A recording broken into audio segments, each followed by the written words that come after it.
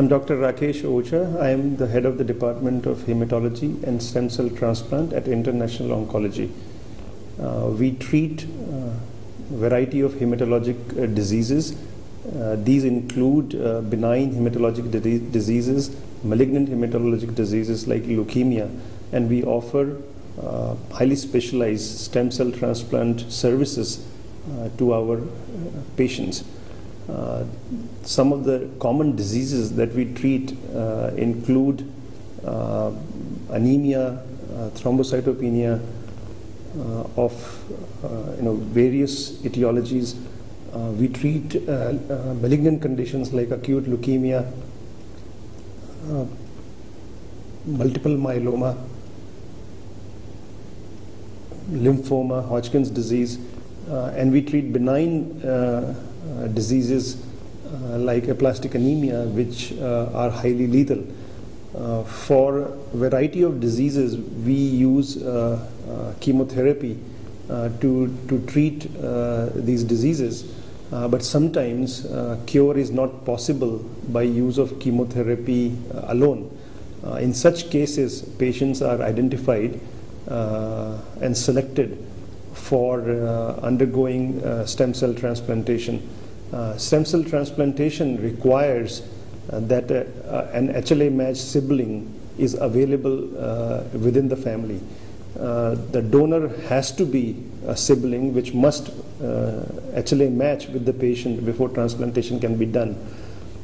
In most circumstances, parents, first cousins, or anyone outside of the family cannot serve as a donor. So once a patient is identified and a donor is identified, transplantation can be a possibility to get rid of the disease. Before transplantation can happen, patients and the donor, they undergo a variety of testing to make sure that they are eligible for transplant, that the patient is reasonably fit to undergo high doses of chemotherapy required. We make sure that both the patient and the donor, they do not have any infectious diseases like hepatitis or HIV, because it can become a problem in severe immunocompromised state that happens post-transplant. So once a patient is identified, a donor is identified, and they undergo somewhat rigorous selection criteria, they are admitted to the hospital for close to a month. For about a week or so, they require high doses of chemotherapy to get rid of the leukemic process. This is referred to as ablative treatment. The dose that is given is fairly high, and that practically wipes out the bone marrow of the patient. In order to rescue the patient's bone marrow, we give them stem cells to the patient so that the bone marrow can recover.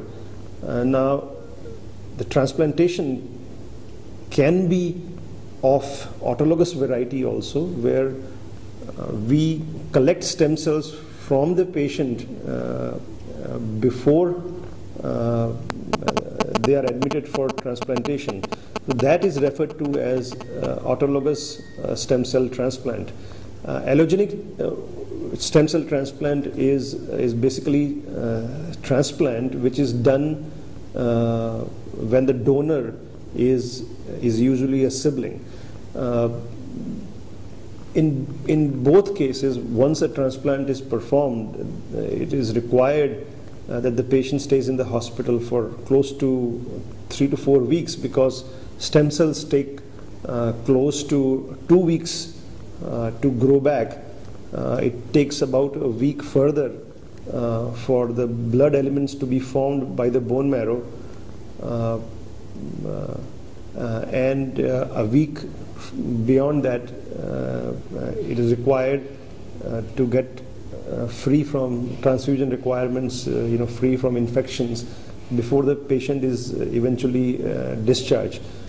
Post-transplant follow-up has to be very close, at least for first 3 months, because this is a very high-risk period, and patients are at risk of getting infections and certain complications, like immunologic complications like graft versus host disease in allogenic transplants.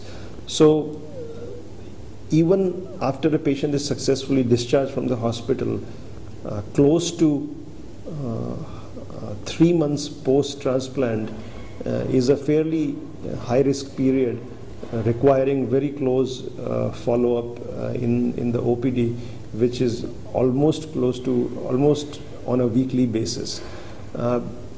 Beyond that, after first 100 days, the follow-up gets less intense.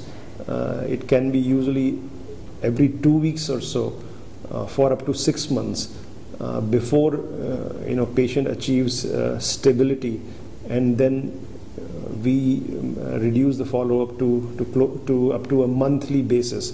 Now, the follow-up required in allogenic transplantation is much more intense, but in autologous transplant, after 3 to 4 months or so, the degree of follow-up, the requirement of follow-up is much less intense than in allogenic transplants.